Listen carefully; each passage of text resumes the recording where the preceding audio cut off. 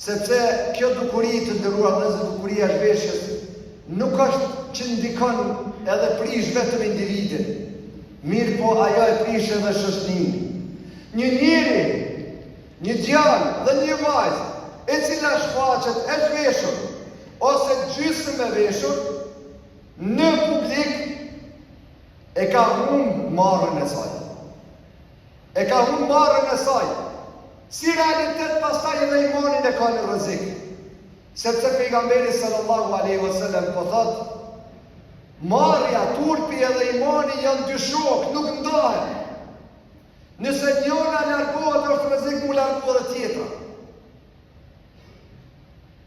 Pastaj, a nuk është zhveshja një gjë e cila ndikon që ti të i futesh njerëzit në gjërat këqija, në imoralitet dhe në punë jo të ndershme? A nuk mjaftojnë ty gjënahet tua me dalë para Zotit, veç po do të mi marrë gjënahet atyre që bërë se ti me bo gjënahet? Ti oj motër muslimane, ti oj nënë, ti oj bi.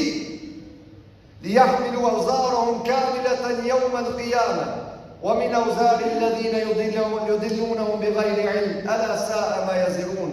Allah thot që ti bartin mëkatet e veta e edhe mëkatet e atyre që jo mos se bën me bo mëkate.